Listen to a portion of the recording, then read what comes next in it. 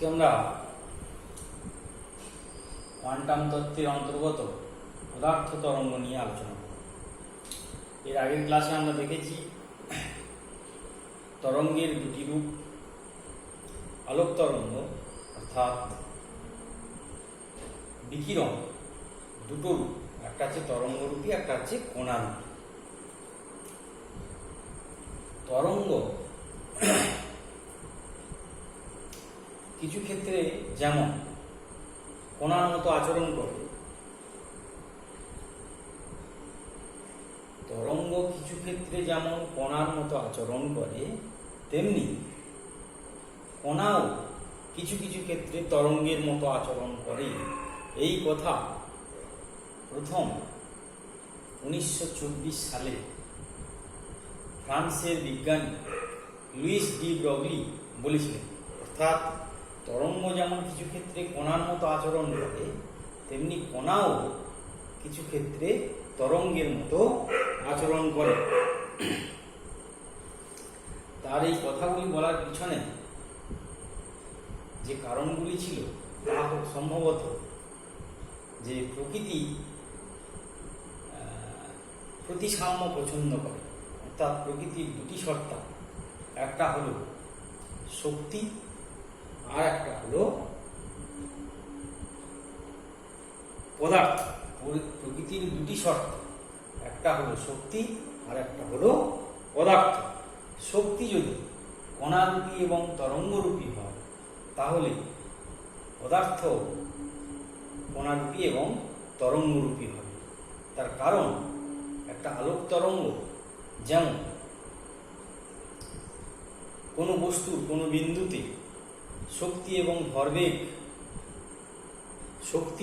ভরবেগ হস্তান্তরিত করতে পারে, ঠিক সেই রকম একটা গতিশীল পদার্থ কোনো বস্তুর কোনো বিন্দুতে শক্তি এবং ভরবেগ হস্তান্তর করতে পারে।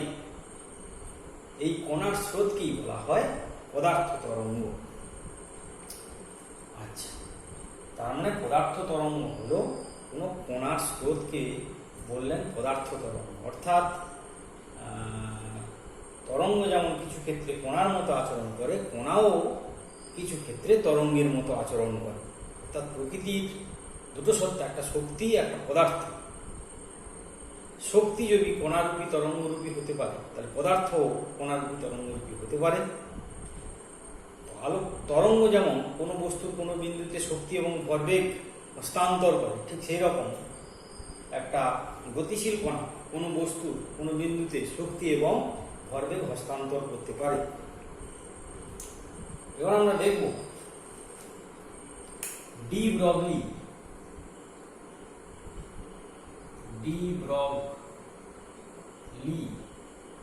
হাইপোথিসিস।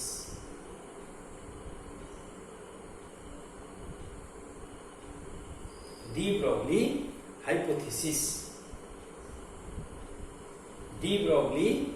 হাইপোথিসিস অর্থাৎ আমরা জানি একটা ফোটনের কম্পাঙ্ক যদি নিউ হয়, সেটা যে শক্তি পরিবহন করে সেই শক্তি ই সমান, ফোটনের কম্পাঙ্ক যদি নিউ হয় তাহলে যে শক্তি পরিবহন করে E equal to h nu, এইচটা হচ্ছে প্ল্যাঙ্কের ধ্রুবক। তাহলে আমরা এখান থেকে লিখতে পারি h c by lambda, nu equal to কত? C by lambda.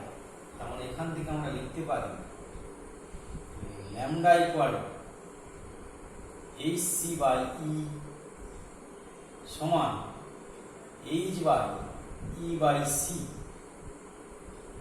অর্থাৎ ল্যামডা ইকুয়াল টু এইচ ভাগ পি। পি মানে কি? ভরবেগ।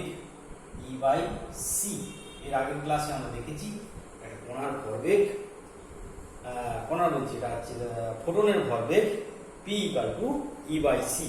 তাহলে এখানে হলো একটা ফোটনের তরঙ্গ দৈর্ঘ্য, একটা পি হচ্ছে ফোটনের ভরবেগ। তো ডি ব্রগলি বললেন এই যে lambda equal to H by P, এই সমীকরণটা একটা ইলেকট্রনের ক্ষেত্রেও প্রযোজ্য। সেই ইলেকট্রনটার ভরবেগ যদি পি হয়, তাহলে তার সঙ্গে সংশ্লিষ্ট যে তরঙ্গ দৈর্ঘ্য সেটা হবে ল্যামডা, যেটাকে বলা হচ্ছে ডি ব্রগলি তরঙ্গ দৈর্ঘ্য। এই ল্যামডাটাকে বলা হচ্ছে ডি ব্রগলি তরঙ্গ দৈর্ঘ্য। অর্থাৎ ইলেকট্রনের ক্ষেত্রে এই সমীকরণটা প্রযোজ্য হবে, যে ক্ষেত্রে একটা ইলেকট্রনের ভরবেগ হবে পি এবং তার সংশ্লিষ্ট তরঙ্গ দৈর্ঘ্য হবে ল্যামডা, যেই ল্যামডাটাকে আমরা বলছি ডি ব্রগলি তরঙ্গ দৈর্ঘ্য, ইলেকট্রনের ডি ব্রগলি তরঙ্গ দৈর্ঘ্য। এবার ডি ব্রগলি প্রকল্পের পূর্ণ বিবৃতি, ডি ব্রগলি প্রকল্পের পূর্ণ বিবৃতি কি? ডি ব্রগলি প্রকল্প, ডি ব্রগলি প্রকল্প, ডি ব্রগলি প্রকল্পটা কি? না, যে কোনো কণার স্রোত, যে কোনো কণার স্রোত তরঙ্গের মতো আচরণ করে। ডি ব্রগলি প্রকল্পটা কি হলো? না, যে কোনো কণার স্রোত তরঙ্গের মতো আচরণ করে, যা পদার্থ তরঙ্গ নামে পরিচিত। যে কোনো কণার স্রোত তরঙ্গের মতো আচরণ করে, যা পদার্থ তরঙ্গ নামে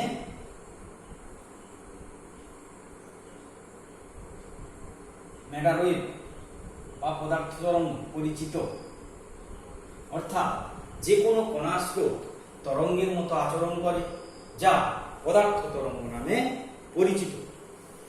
এই পদার্থ তরঙ্গের তরঙ্গ দৈর্ঘ্য, এই পদার্থ তরঙ্গের তরঙ্গ দৈর্ঘ্য ল্যামডা ইকুয়াল টু হবে এইচ আপন পি। এইচটা হচ্ছে তোমার প্ল্যাঙ্কের ধ্রুবক, পি হচ্ছে পদার্থটির পি হচ্ছে ভরবেগ। এখান থেকে লেখা যায় এইচ আপন এম ইন্টু ভি। এম হলো পদার্থের ভর, আর ভি হলো বেগ। তাহলে কি হলো? না, এম হলো পদার্থটির ভর বা কণার ভর এবং ভি হলো বেগ, আর এই এম ভি হলো পি ইকুয়াল টু হলো এম ভি সমান ভরবেগ। কি বলছি? P equal to M V, এটাকে আমরা বলছি ভরবেগ। তারপরে কোনো কণার ভর যদি এম হয়, সে যদি ভি বেগে গতিশীল থাকে, তার সঙ্গে সংশ্লিষ্ট ডি ব্রগলি তরঙ্গ দৈর্ঘ্য হবে এইচ আপন এম ভি। তার সঙ্গে সংশ্লিষ্ট ডি ব্রগলি তরঙ্গ দৈর্ঘ্য হবে এইচ আপন এম ভি। অর্থাৎ ডি ব্রগলি প্রকল্পের পদার্থ তরঙ্গ সম্পর্কিত যে প্রকল্প, সেটি হল যে কোনো কণার স্রোত তরঙ্গের মতো আচরণ করে, যা পদার্থ তরঙ্গ নামে পরিচিত। কণাটির ভর যদি এম, বেগ যদি ভি হয়, তার ভরবেগ হবে এম ভি। তার সঙ্গে সংশ্লিষ্ট তরঙ্গ ডি ব্রগলি তরঙ্গ দৈর্ঘ্য হবে এইচ আপন পি সমান এইচ আপন এম ভি। এবার হচ্ছে যদি 1 নম্বর, যদি ভি ইকুয়াল টু 0 হয়, lambda equal to infinity. V equal two 0 হলে ল্যামডা ইকুয়াল টু ইনফিনিটি, অর্থাৎ ল্যামডা ইকুয়াল টু ইনফিনিটি হবে। অর্থাৎ স্থির কণার সঙ্গে, স্থির গতিশীল কণার সঙ্গেই তরঙ্গ জড়িত থাকে। অর্থাৎ ভি ইকুয়াল টু 0 হলে কণাটি স্থির অবস্থায় থাকবে, তার ল্যামডা ইনফিনিটি হবে, অর্থাৎ তরঙ্গ দৈর্ঘ্য অসীম হয়ে যাবে। অর্থাৎ এখান থেকে আমরা বলতে পারি যে তরঙ্গ কেবলমাত্র গতিশীল কণার সঙ্গে, পদার্থ তরঙ্গ কেবলমাত্র গতিশীল কণার সঙ্গে জড়িত থাকে। 2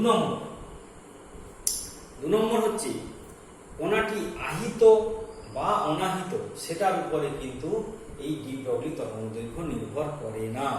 কণাটি আহিত না অনাহিত, তার উপর কিন্তু, আহিত না অনাহিত কণার উপর, কণাটি আহিত বা অনাহিত, তার উপর নির্ভর করে না। কণাটি আহিত না অনাহিত তার উপর নির্ভর করে না। এই হলো পদার্থ তরঙ্গ। কিন্তু আলোক তরঙ্গ, যেটা তড়িৎ চুম্বকীয় তরঙ্গ, সেটা কিন্তু ত্বরণশীল ত্বরণযুক্ত কণা থেকে সৃষ্টি হয়। এটা কিন্তু কণাটি আহিত না অনাহিত তার উপর এটা নির্ভর করে না। 3 নম্বর হচ্ছে এম ও ভি যত বেশি হবে ল্যামডা তত কম হবে। এই হলো। আর ভরবেগ ল্যামডা তত কম হবে, অর্থাৎ অন্যভাবে বলা যায় ভরবেগ যত বাড়বে ল্যামডা তত কম হবে। এই হলো পদার্থ তরঙ্গ, অর্থাৎ যে কোনো কণার স্রোত তরঙ্গের মতো আচরণ করে, যা পদার্থ তরঙ্গ নামে পরিচিত। এটা বলেছিলেন ফ্রান্সের বিজ্ঞানী লুইস ডি ব্রগলি 1924 সালে। এবার হচ্ছে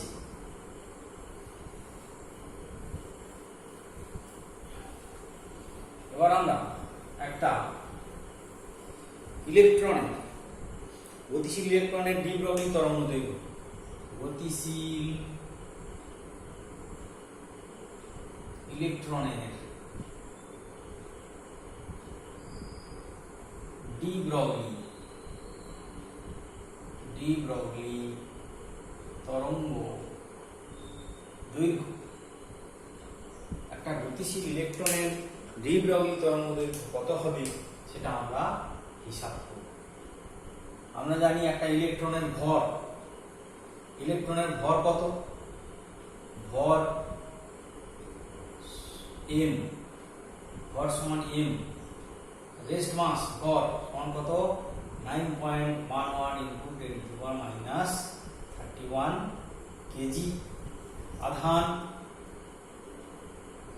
E সমান হচ্ছে 1.6 into 10 to power minus 19 coulomb.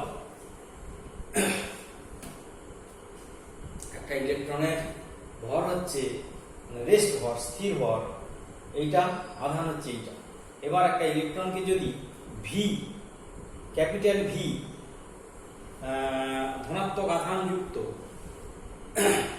Capital V বিভব প্রভেদে গতিশীল করা হয়, ভি ধনাত্মক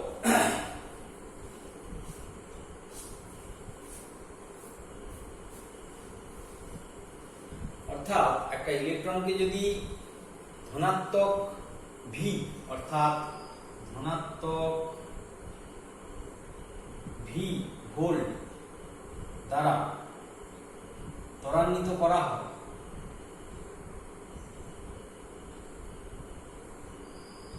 তবে ত্বরান্বিত করা হয় তবে half M V square equal to হবে e into V. Half M V square equal to হবে ই ইন্টু ভি। এখানে ভিটা হল বেগ ইলেকট্রনের, এটা হলো ইলেকট্রনের বেগ।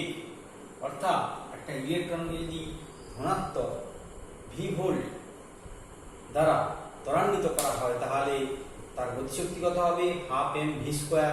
ভরটা হচ্ছে এম, আচ্ছা এম, এটাকে এম ধরলাম, M half M V square equal to EV. এক্ষেত্রে আমরা ধরে নিচ্ছি যে ইলেকট্রনটার বেগ, অর্থাৎ তার বেগ আলোর বেগের চেয়ে অনেক কম, তাই সেক্ষেত্রে তার এই যে ভর আর স্থির ভর একই হবে। অর্থাৎ ভরটা গতীয় ভর এম আর স্থির ভর যদি এম সাপেক্ষে 0 হয়, যদি ইলেকট্রনের বেগটা আলোর বেগের চেয়ে অনেক কম হয়, তখন তার গতীয় ভর এবং স্থির ভর দুটো পরস্পর সমান হবে। সেই ভরটাকে আমরা ধরছি শুধু এম হিসাবে। তাহলে half M V square equal to EV. তাহলে এখান থেকে লিখতে পারি M square V square equal to হবে 2m ইভি। তাহলে এম ভি সমান কত হবে? Root over twice M EV. তাহলে এর সঙ্গে জড়িত তরঙ্গ দৈর্ঘ্য, তাহলে ডি ব্রগলি, অতএব ডি ব্রগলি তরঙ্গ দৈর্ঘ্য ল্যামডা ইকুয়াল টু হবে হবে এইচ আপন এমভি সমান এইচ ভাগ এইচ আপন এমভি সমান H upon twice M E V twice M E V. এবার যদি আমরা এই মানগুলো বসিয়ে দিই তাহলে কি পাবো না 6.625 ইন্টু 10⁻−34, এটা হচ্ছে এইচ এর মান, এইচ প্ল্যাঙ্কের ধ্রুবক, root over 2 into 9.11 into 10⁻31 into 1.6 into 10⁻19 গুণিত 1/√v। এটা হবে 1.227 into 10⁻⁹ by root over V, অর্থাৎ এটা হবে 1.227 into 10⁹ by root V metre. এটা করলে হবে 12.27 বাই রুট ভি আংস্ট্রম, অর্থাৎ ল্যামডা ইকুয়াল টু হবে 12.27 বাই রুট ওভার ভি, ভিটা আছে বিভব তো আংস্ট্রম, অর্থাৎ একটা গতিশীল ইলেকট্রনের ডি ব্রগলি তরঙ্গ দৈর্ঘ্য হবে এইটা, ল্যামডা ইকুয়াল টু হবে 12.27 by root V square root over V angstrom, অর্থাৎ একটা গতিশীল ইলেকট্রনের তরঙ্গ দৈর্ঘ্য হবে এটা। ভি এর মান বসালেই আমরা তরঙ্গ দৈর্ঘ্যের মানটা পেয়ে যাব, অর্থাৎ half M v square equal to e V, m square V square, এ পাশে একটা এম গুণ করলাম, ও পাশে একটা এম গুণ করলাম, M square V square equal to 2m EV, তাহলে এম ভি ইকুয়াল টু হবে 12 root over twice M EV, তারপরে ডি ব্রগলি তরঙ্গ দৈর্ঘ্য এইচ আপন এমভি, এইচ আপন এমভির জায়গায় টুয়াইস এম ইভি সমান 6.625 ইন্টু 10⁻34, 2 ইন্টু 9.11 ইন্টু 10⁻31, ইলেকট্রনিক আধান 1.6 ইন্টু 10⁻19 গুণিত 1/√v, এটা মানগুলো বসালে আসবে 1.227 ইন্টু 10⁻9 বাই √v মিটার সমান 12.27 ডিভাইড বাই √v আংস্ট্রম। এবার আমরা এই হলো গতিশীল ইলেকট্রনের ডি ব্রগলি তরঙ্গ দৈর্ঘ্য। এই এক্সপ্রেশনটা আমাদের মুখস্থ রাখতে হবে। ভি এর মান চেঞ্জ করলে, ভি এর মান বসিয়ে দিলে এখানে আমার ইলেকট্রনের তরঙ্গ দৈর্ঘ্যটা আমরা পেয়ে যাব।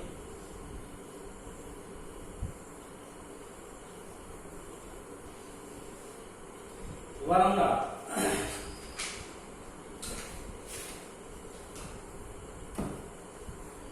পদার্থ তরঙ্গের তরঙ্গ দৈর্ঘ্যের যদি একটা ইলেকট্রনের বেগ ধরে নিলাম, একটা ইলেকট্রনের বেগ যদি 10⁻7 মিটার পার সেকেন্ড হয়, তাহলে একটা ইলেকট্রনের বেগ, ইলেকট্রনের ক্ষেত্রে ইলেকট্রন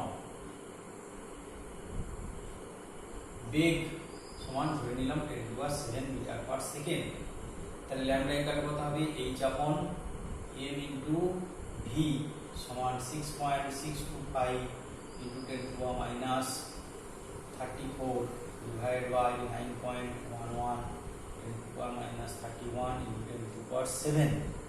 এইটাকে যদি আমরা সিম্পলিফাই করি তাহলে পাবো 7.3 ইন্টু 10⁻11 মিটার সমান হবে 0.73 আংস্ট্রম, অর্থাৎ একটা ইলেকট্রনের বেগ যদি 10⁻7 মিটার পার সেকেন্ড হয়, তার সঙ্গে জড়িত ডি ব্রগলি তরঙ্গ দৈর্ঘ্য ল্যামডা ইকুয়াল টু হবে এইচ আপন এমভি।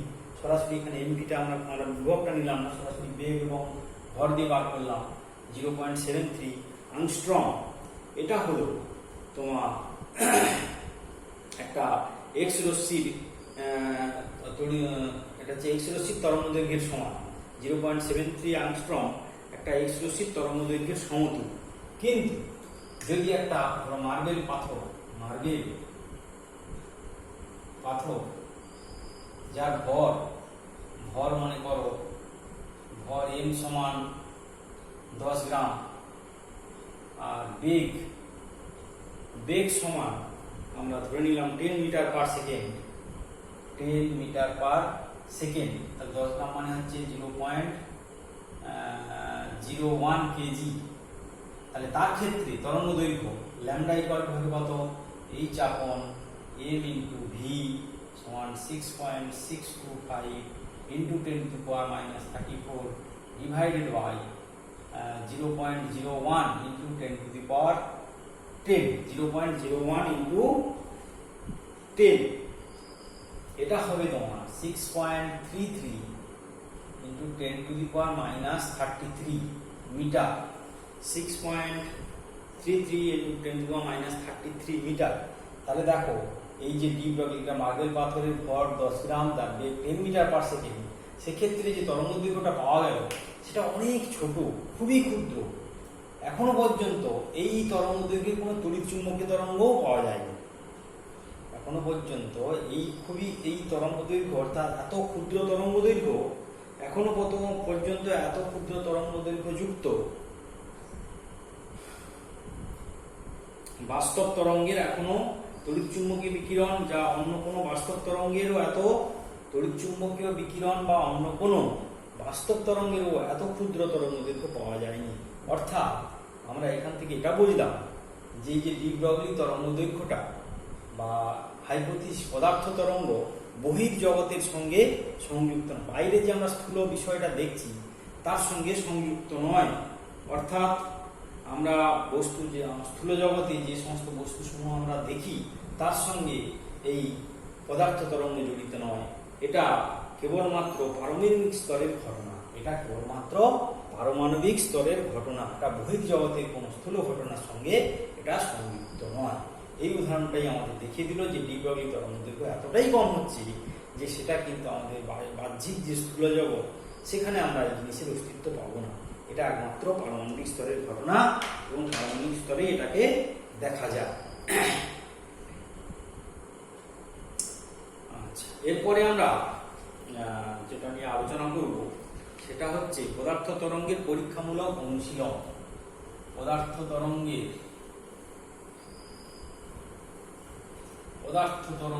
পরীক্ষামূলক অনুশীলন। এই পদার্থ তরঙ্গে দেখানোর জন্য আমরা যে এক্সপেরিমেন্টাল অ্যারেঞ্জমেন্টটা করেছি সেটা হচ্ছে এইটা, পদার্থ তরঙ্গের পরীক্ষামূলক অনুশীলন। পদার্থ তরঙ্গের পরীক্ষামূলক প্রদর্শন, পরীক্ষামূলক অনুশীলন।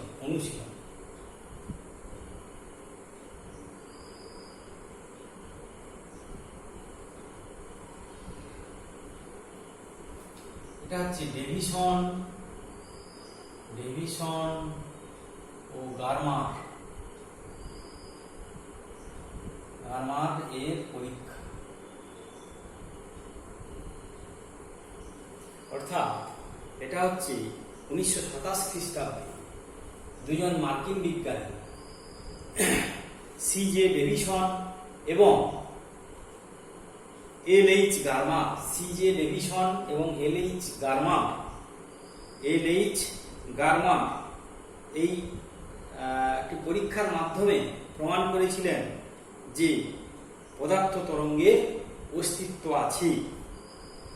এখানে এই এক্সপেরিমেন্টের অ্যারেঞ্জমেন্টটা কিরকম দেখানো হয়েছে না, এখানে এই একটা হচ্ছে ইলেকট্রন গান, এটা হচ্ছে ক্যাথোড, এটা হচ্ছে একটা ইলেকট্রন গান, এটা শুধু ইলেকট্রন, গতিশীল ইলেকট্রন তৈরি করে এবং এই গতিশীল ইলেকট্রনকে একটা একক নিকেল কেলাসের উপর লম্বভাবে আবর্তন করানো হচ্ছে। এই হচ্ছে ইলেকট্রনের স্রোত, আপতিত ইলেকট্রনের স্রোত। এটা ইলেকট্রন গানের মাধ্যমে তীব্রগতি সম্পন্ন ইলেকট্রন কণা তৈরি করা হচ্ছে, যেটা স্রোতের আকারে গিয়ে একটা নিকেলের একক কেলাসের উপর লম্বভাবে আপতিত হচ্ছে।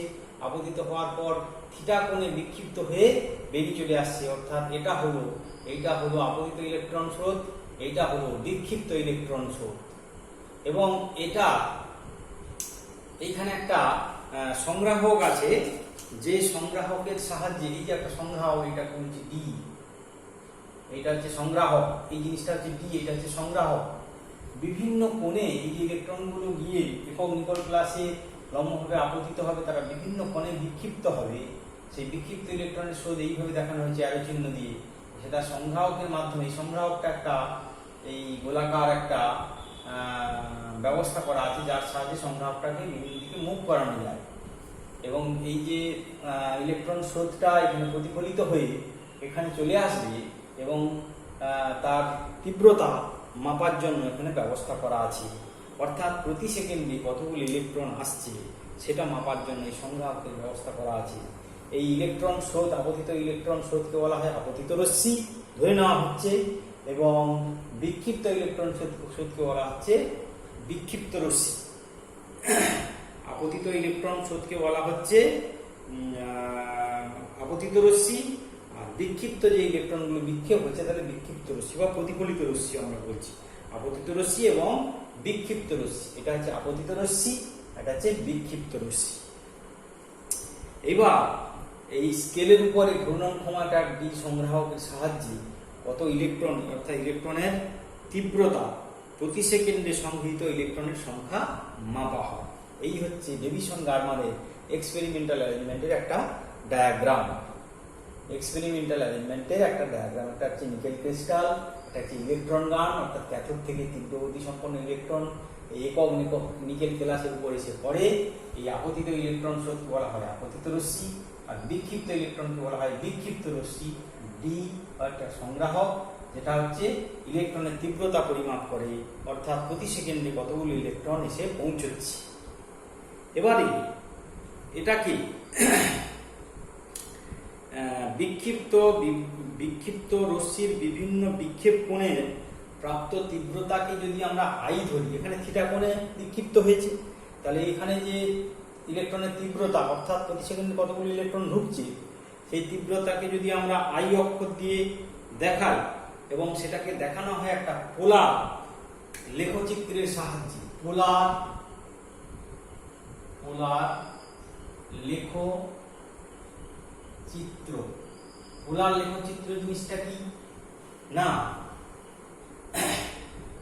এই হচ্ছে আপতিত রশ্মি, আপতিত ইলেকট্রন, অর্থাৎ নিকেল কেলাসের উপর একটা যে কোনো বিন্দুকে, এটা ধরো এই বিন্দুটা ও বিন্দু, এটা হচ্ছে মূল বিন্দু, এই মূল বিন্দু ধরা হয়। নিকেল কেলাসের যে বিন্দুতে ইলেকট্রনটা গিয়ে আপতিত হচ্ছে সেটাকে ধরা হচ্ছে মূল বিন্দু। আর পিও হচ্ছে, এই পিও হচ্ছে ইলেকট্রন স্রোত। এবার এই ইলেকট্রন স্রোত বিক্ষিপ্ত হবে। এই ইলেকট্রন স্রোত কি হবে না, বিক্ষিপ্ত হবে। যদি এরকম হয় যে একটা কণা এইভাবে বিক্ষিপ্ত হলো,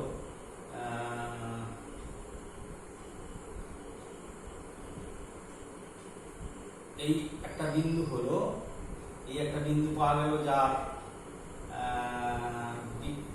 তীব্রতা I1, কোণ হলো θ1, অর্থাৎ এখানে নিকেল ক্রিস্টালের যে বিন্দুতে ইলেকট্রন স্রোতটা এসে আপতিত হচ্ছে সেটাকে মূল বিন্দু ধরা হচ্ছে, এবং যে পিও বরাবর ইলেকট্রন স্রোতটা আসছে তার উল্টো দিকটা, অর্থাৎ ওপি কে প্রমাণ অক্ষ হিসাবে ধরা হচ্ছে। ওপি কে পিও বরাবর ইলেকট্রন স্রোত আসছে। এই পোলার লেখচিত্রের বৈশিষ্ট্যটা এইভাবে, কনভেনশনাল যেটা বোঝানো হয় যে পোলার লেখচিত্রটা এরকম যে পিও পথে ইলেকট্রন স্রোত আসছে, যে বিন্দুতে আপতিত হচ্ছে সেটা হচ্ছে মূল বিন্দু। নিকেল ক্রিস্টালের উপর যে বিন্দুতে আপতিত হচ্ছে সেটা হচ্ছে মূল বিন্দু। আর ওপিটাকে ধরা হচ্ছে, পিও পথে আসছে তাহলে ওপিটাকে ধরা হচ্ছে প্রমাণ অক্ষ। এই প্রমাণ অক্ষের সাপেক্ষে যে কোণে বিক্ষিপ্ত হবে সেইটা হচ্ছে θ1। তার মানে θ1 কোণে একটা বিক্ষিপ্ত হলো, আবার একটা বিন্দু পাওয়া গেল, অর্থাৎ এই বিন্দু, আর একটা বিন্দু পাওয়া গেল বি বিন্দু, সেটা হচ্ছে মনে করো তার তীব্রতা মনে করো I2, তার বিক্ষেপণ মনে করো θ2। তাহলে আমরা এরকম পাবো, মানে এই যে এ বি এই বিন্দুগুলো যোগ করলে এরকম একটা লেখচিত্র পাবো। এইটাই আমাদের আলোচনার বিষয়, অর্থাৎ এ একটা বিন্দু, বি একটা বিন্দু, বি একটা বিন্দু, এইখানে দেখো এইটা হচ্ছে তোমার θ1, এই কোণটা কি θ1, আর এইটা হলো তোমার এইটা হলো I1, অর্থাৎ OA সমান I1 আর AOP সমান θ1। আবার এটা ডি বিন্দু যেটা পেলাম অন্য একটা কোণে বিক্ষিপ্ত হলো কণাটা, এটা কি হবে θ2, এইটা হলো θ2 আর এইটা হলো I2। বোঝা গেল জিনিসটা? এর তীব্রতা OA আর এর তীব্রতা হচ্ছে OB, যার করসপন্ডিং যার বিক্ষিপ্ত কোণ হচ্ছে θ2 আর যার তীব্রতা I1 তার বিক্ষিপ্ত কোণ হচ্ছে θ1। তাহলে OA সমান I1 আর AOP সমান হচ্ছে θ1, আবার OB সমান I2, BOP সমান θ2। আর এই যে লেখচিত্রটা আমরা পাচ্ছি দেখো OABQ, এই যে লেখচিত্রটা পাচ্ছি এটাই আমাদের পোলার লেখচিত্র। এই অর্থাৎ মূল বিন্দু A বিন্দু B বিন্দু, অর্থাৎ একটা পার্টিকেল L এ আপতিত হলো, আপতিত হয়ে θ1 কোণে বিক্ষিপ্ত হলো, তার তীব্রতা মনে করো I1, তাহলে এই বিন্দুটার স্থানাঙ্ক কত হবে I1 θ1। আবার একটা পার্টিকেল এলো, মানে ইলেকট্রন এলো, এসে θ2 কোণে বিক্ষিপ্ত হলো, তার তীব্রতা মনে করো I2, তাহলে তার জন্য B বিন্দু পাওয়া যাবে I2 θ2। এটাই হলো পোলার লেখচিত্র। এবার এখানে যে এক্সপেরিমেন্টটা করা হয়েছিল তাতে দেখা গেল কি, যদি এই আপতিত ইলেকট্রনের শক্তিটা, এই ইলেকট্রন 40 ইলেকট্রন ভোল্ট কম হয়, তখন ইলেকট্রনের এই যে গ্রাফটা খুব একটা, অর্থাৎ 40 ইলেকট্রন ভোল্ট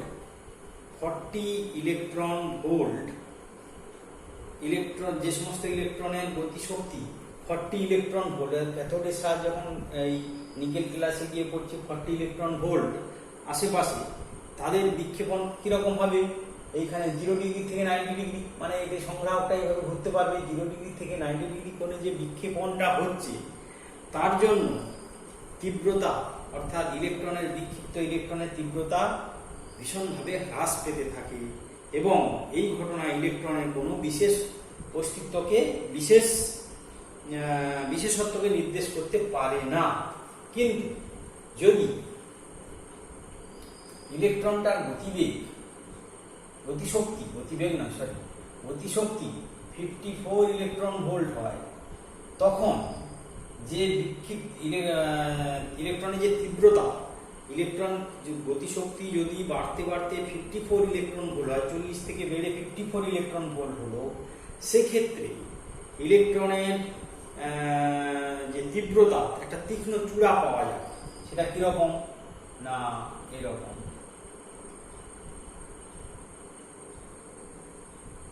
এইটা হচ্ছে তোমার 50 ডিগ্রি অ্যাঙ্গেল, এইটা কত, থিটাটা কত 50 ডিগ্রি। গ্রাফটা হবে এইরকম, মানে আমাদের পোলার লেখচিত্রটা হবে এইরকম, অর্থাৎ 54 ইলেকট্রন ভোল্ট শক্তি নিয়ে যদি এই মূল বিন্দুতে আপতিত হয় ওতে, তাহলে তার বিক্ষেপ কোণ হবে 50 ডিগ্রি এবং একটা তীক্ষ্ণ চূড়ার সৃষ্টি হবে। 40 ইলেকট্রন ভোল্ট বা তার কম হলে কি হবে না, তীক্ষ্ণ চূড়া পাওয়া যায় না। 54 ইলেকট্রন ভোল্ট হলে তার একটা তীক্ষ্ণ চূড়া পাওয়া যাবে এবং তার বিক্ষিপ্ত কোণ হবে 50 ডিগ্রি। থিটার মানটা কত হবে 50 ডিগ্রি। অর্থাৎ ইলেকট্রনের ক্ষেত্রে আমরা পেলাম। এইবার এই নিকেল ক্রিস্টালের উপর যদি একটা 1 নিকেল ক্রিস্টালের উপর যদি 1.65 আংস্ট্রম তরঙ্গদৈর্ঘ্যের একটা এক্স রশ্মিকে আপতন ঘটানো হয়, এখানে একটা আপতন ঘটানো হয়, তারও কিন্তু 50 ডিগ্রি কোণে বিক্ষেপ হবে এবং একটা চূড়া সৃষ্টি হবে। বলছে 54 ইলেকট্রন ভোল্ট গতিশক্তি সম্পন্ন একটা ইলেকট্রন যখন নিকেল ক্রিস্টালের উপর আপতিত হবে, তখন সে 50 ডিগ্রি কোণে বিক্ষিপ্ত হবে এবং তার একটা তীক্ষ্ণ চূড়ার সৃষ্টি হবে। ঠিক একই রকম ভাবে যদি একটা 54 ইলেকট্রন ভোল্ট সম্পন্ন কোনো ইলেকট্রন না নিয়ে যদি 1.65 আংস্ট্রম তরঙ্গদৈর্ঘ্যের কোনো এক্স রশ্মিকে এই নিকেল ক্রিস্টালের উপর আপতন ঘটানো হয়, তারও বিক্ষেপণ হবে 50 ডিগ্রি কোণে এবং তারও একটি তীব্র চূড়া সৃষ্টি হবে। এখান থেকে এবং পদার্থ তরঙ্গ হিসেবে ডি ব্রগলি কি বলেছিলেন? ডি ব্রগলি তরঙ্গ দৈর্ঘ্য ল্যামডা ইকুয়াল টু আমরা জানি কত, এইচ আপন ডি ব্রগলি তরঙ্গ দৈর্ঘ্য কত হয় 12.27। আমরা একটু আগে যেটা দেখলাম 12.27 বাই রুট ওভার 54 তোমার হচ্ছে 54 electron volt, root over 54 electron volt. তাহলে ইলেকট্রনের ক্ষেত্রে আমরা কি পাচ্ছি 1.67 অ্যাংস্ট্রম। একটা ইলেকট্রন যদি 54 ইলেকট্রন ভোল্ট শক্তি নিয়ে আপতিত হয় তাহলে তার তরঙ্গ দৈর্ঘ্য কত হচ্ছে 1.67 অ্যাংস্ট্রম। এটা ডি ব্রগলির তত্ত্ব থেকে আমরা পাচ্ছি। আবার একটা 1.65 অ্যাংস্ট্রম তরঙ্গ দৈর্ঘ্যের একটা এক্স রশ্মি যদি নিকেল ক্রিস্টালের উপর আপতন ঘটানো যায় তাহলে অর্থাৎ নিকেল ক্রিস্টাল বা এটাকে যদি ডিফ্রাকশন গ্রেটিং হিসাবে ধরা হয়, নিকেল ক্রিস্টালের হিসাবে যদি নিকেল প্লাস্টিকে যদি একটা ডিফ্রাকশন গ্রেটিং হিসাবে ধরা হয় এবং সেক্ষেত্রে 1.65 তরঙ্গ দৈর্ঘ্য 1.65 অ্যাংস্ট্রম তরঙ্গ দৈর্ঘ্যে কোনো এক্স রশ্মি আপতিত হলে তারও বিক্ষেপ হবে 50 ডিগ্রি কোণে, অর্থাৎ এবং সেখানেও একটা চূড়া পাওয়া যাবে। তার মানে ডি ব্রগলির তত্ত্বগত যে ফর্মুলা, অর্থাৎ তরঙ্গ দৈর্ঘ্য একটা ইলেকট্রনের তরঙ্গ দৈর্ঘ্য 1.67 অ্যাংস্ট্রম, একটা ইলেকট্রনেরও একটা এক্স রশ্মির তরঙ্গ দৈর্ঘ্য 1.65 অ্যাংস্ট্রম, তারও বিক্ষেপ হচ্ছে 50 ডিগ্রি কোণে। তার মানে এই ডি ব্রগলির তত্ত্বগত মান এবং ডেভিসন গারমানের পরীক্ষা, ডি ব্রগলির তত্ত্বগত মান অর্থাৎ এখানে যে ইলেকট্রনটা আপতন হবে সেটাকে আমরা ধরে নিচ্ছি 1.65 অ্যাংস্ট্রম তরঙ্গ দৈর্ঘ্যের একটা এক্স রশ্মি আপতন হলে তারও 50 ডিগ্রি কোণে বিক্ষেপ হবে। তাহলে আমরা কি পেলাম? ডি ব্রগলি প্রকল্পের তত্ত্বগত মান ও ডেভিসন গারমানের পরীক্ষার ফলাফলের সামঞ্জস্যতা, অর্থাৎ 1.65 অ্যাংস্ট্রম তরঙ্গ দৈর্ঘ্যের এক্স রশ্মি আপতিত হলে 50 ডিগ্রি কোণে বিক্ষোভ হচ্ছে এবং তীক্ষ্ণ চূড়া পাওয়া যাচ্ছে। আর 54 ইলেকট্রন ভোল্ট গতিশক্তি নিয়ে একটা ইলেকট্রন আপতিত হলে সেও 50 ডিগ্রি কোণে বিক্ষিপ্ত হচ্ছে, তারও একটা তীক্ষ্ণ চূড়া পাওয়া যাচ্ছে। তার করসপন্ডিং তরঙ্গ দৈর্ঘ্য হচ্ছে 1.67। তাহলে 1.67 অ্যাংস্ট্রম আর 1.65 অ্যাংস্ট্রম কাছাকাছি সমান। তাহলে এখান থেকে অর্থাৎ ডি ব্রগলি তত্ত্বগত মান এবং ডেভিসন গারমানের পরীক্ষা কি প্রমাণ করে? পদার্থ তরঙ্গ হিসাবে ইলেকট্রন স্রোতের আচরণকে সুস্পষ্টভাবে প্রমাণিত করে। অর্থাৎ এই পরীক্ষা অর্থাৎ ডেভিসন গারমানের পরীক্ষা পদার্থ তরঙ্গ হিসাবে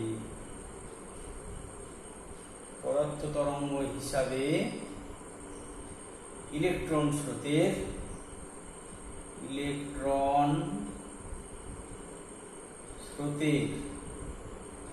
পদার্থ তরঙ্গ হিসাবে ইলেকট্রন স্রোতের আচরণ সুস্পষ্ট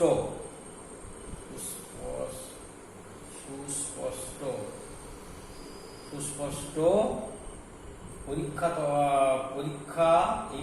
পদার্থ তরঙ্গ হিসাবে ইলেকট্রন স্রোতের আচরণ সুস্পষ্টভাবে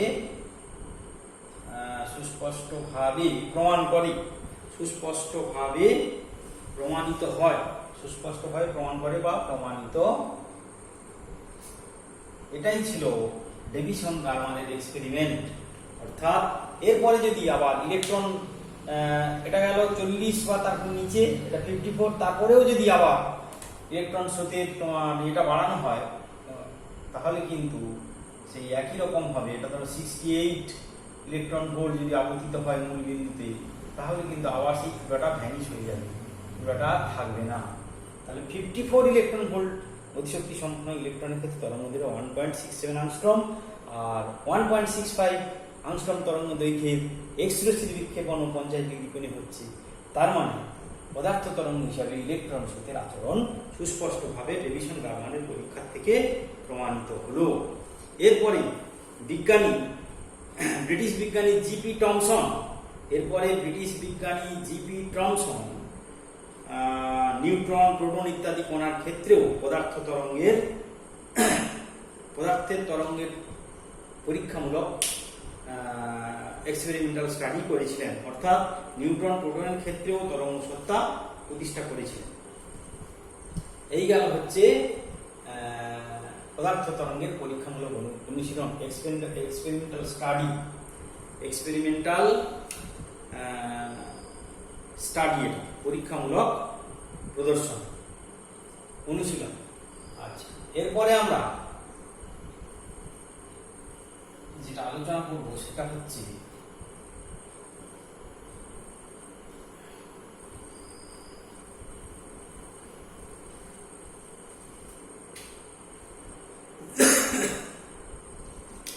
পদার্থ তরঙ্গের স্বরূপ।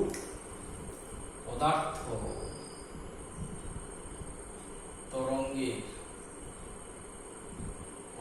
তরঙ্গের স্বরূপ। এরপরে আমরা যেটা আলোচনা করব সেটা হচ্ছে পদার্থ তরঙ্গের স্বরূপ।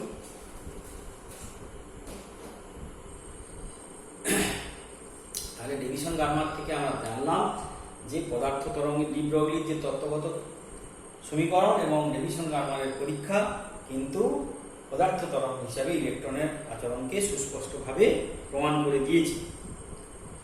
আচ্ছা, এবার হচ্ছে পদার্থ তরঙ্গের স্বরূপ। ডি ব্রগলি প্রকল্প অনুসারে যে কোনো গতিশীল কণাকে একটি পদার্থ তরঙ্গ আকারে প্রকাশ করা যায়। ডি ব্রগলি প্রকল্প অনুসারে কোনো গতিশীল কণাকে একটা পদার্থ তরঙ্গ হিসাবে প্রকাশ করা যায়। তার জন্য পদার্থ তরঙ্গকে কতগুলো নির্দিষ্ট নিয়ম মানতে হবে। 1 নম্বর হচ্ছে গতিশীল কণার সঙ্গে সামঞ্জস্য রেখে। 1 নম্বর, গতিশীল কণার সঙ্গে সামঞ্জস্য রেখে, গতিশীল কণার সঙ্গে সামঞ্জস্য রেখে পদার্থ তরঙ্গকে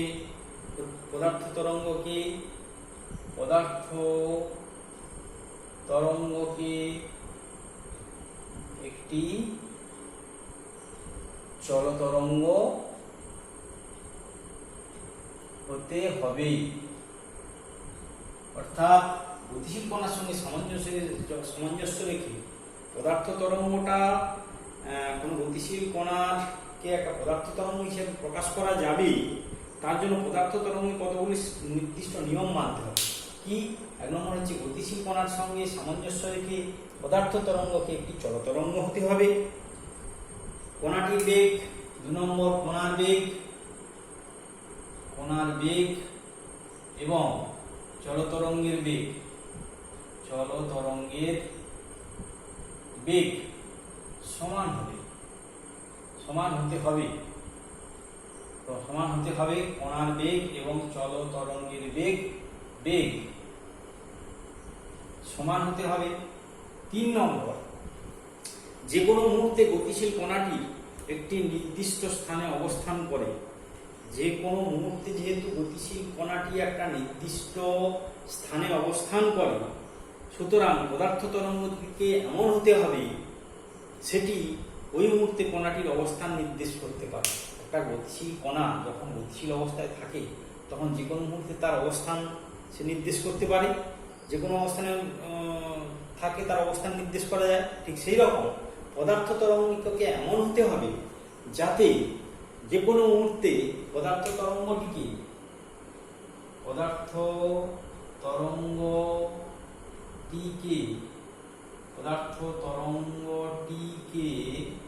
এমন হতে হবে যেন যে কোনো মুহূর্তে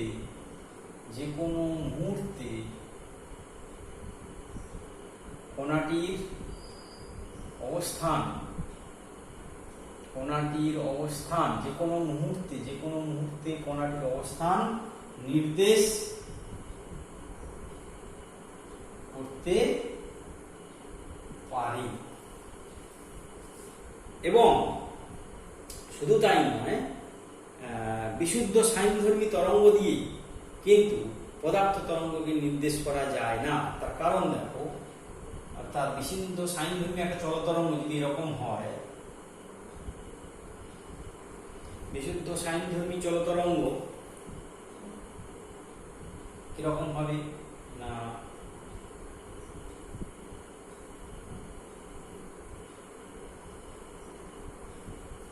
অর্থাৎ এটা এক্স অক্ষ বরাবর যাচ্ছে ওয়াই অক্ষ। তাহলে দেখো বিশুদ্ধ সাইনধর্মী চলতরঙ্গ কিন্তু এই মাইনাস ধরো এর যে অবস্থান 1 নম্বর x equal to plus infinity থেকে x equal to minus infinity থেকে x equal to plus infinity, এই চলতরঙ্গের কোনো অবমন্দন দেখা যাচ্ছে না। বিশুদ্ধ সাইনধর্মী চলতরঙ্গ যদি হয় সেটা কিন্তু পদার্থ তরঙ্গকে নির্দেশ করতে পারে না, পদার্থ তরঙ্গ প্রকাশ করা যাবে না। তার কারণ হলো x equal to minus infinity থেকে x equal to minus infinity to x equal to plus infinity এর মধ্যে তরঙ্গের কোনো অবমন্দন নেই। তাই এর মধ্যে তরঙ্গের কোনো অবমন্দন নেই, তাই কণাটির কোনো অবস্থানে নির্দেশ করতে পারবে না। আবার শুধু তাই নয়, 2 নম্বর বিশুদ্ধ সাইনধর্মী তরঙ্গ দিয়ে প্রকাশ করলে চলতরঙ্গে অর্থাৎ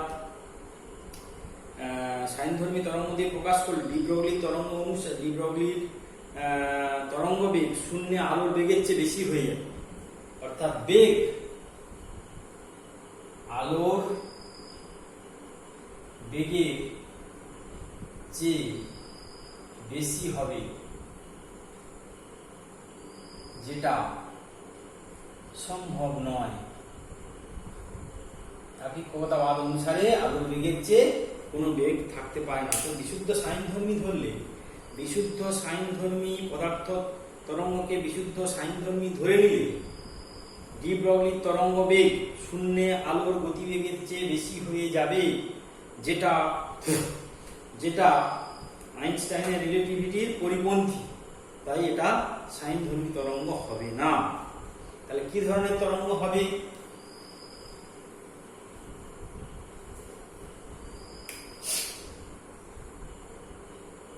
না, তরঙ্গটা এরকম হবে, ওয়েভ গ্রুপ বা ওয়েভ প্যাকেট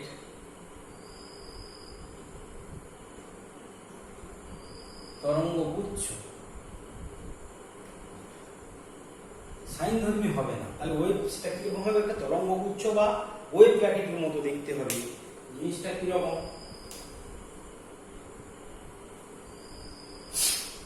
জিনিসটা এরকম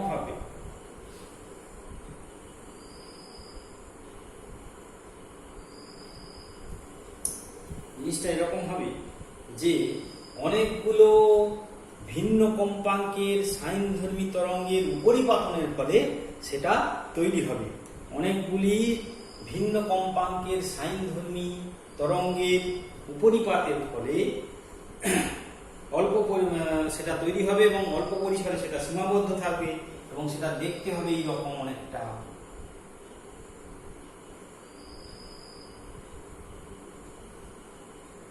সেটা দেখতে হবে অনেকটা এইরকম।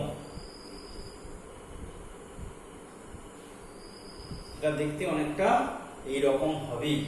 অর্থাৎ অল্প পরিসরে এইটা হলো পদার্থ তরঙ্গের স্বরূপ বা পদার্থ তরঙ্গের স্বরূপ। অর্থাৎ অনেকগুলো ভিন্ন কম্পাঙ্কের সাইনধর্মী তরঙ্গের পরিপাতের ফলে একটা ওয়েভ প্যাকেট বা ওয়েভ গ্রুপ তৈরি হবে, যেটা দেখতে হবে এরকম এবং সেটা অল্প পরিসরে সীমাবদ্ধ থাকবে এবং এই স্বরূপটা যে কোনো মুহূর্তে কণার অবস্থানকে নির্দেশ করতে পারবে। অর্থাৎ কণার তাৎক্ষণিক অবস্থানকে এটা নির্দেশ করতে পারবে এবং সেক্ষেত্রে তরঙ্গ বেগ ওয়েভ গ্রুপ সমান হবে ডি ওমেগা বাই ডিকে। অর্থাৎ আগে যে আমরা সমীকরণটা লিখেছিলাম পদার্থ তরঙ্গের সমীকরণ, অর্থাৎ আগে যেটা আমরা লিখেছিলাম এই যে এই সমীকরণটা,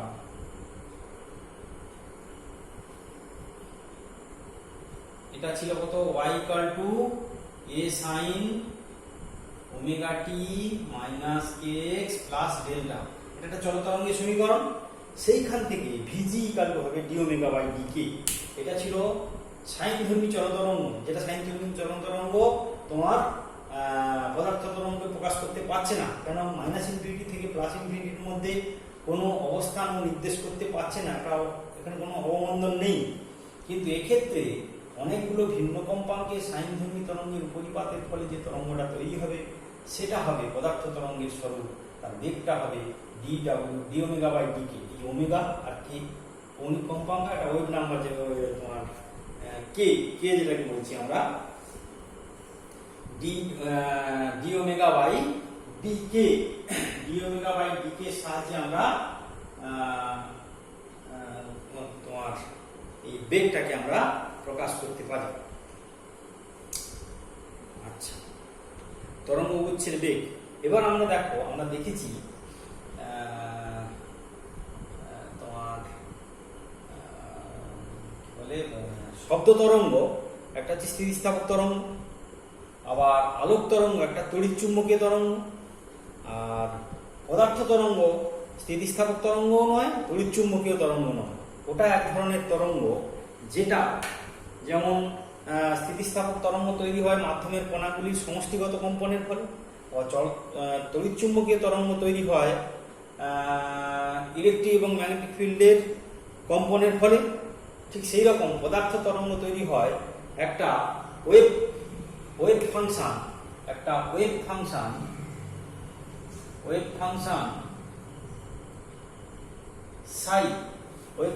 সাই এর কম্পনের ফলে।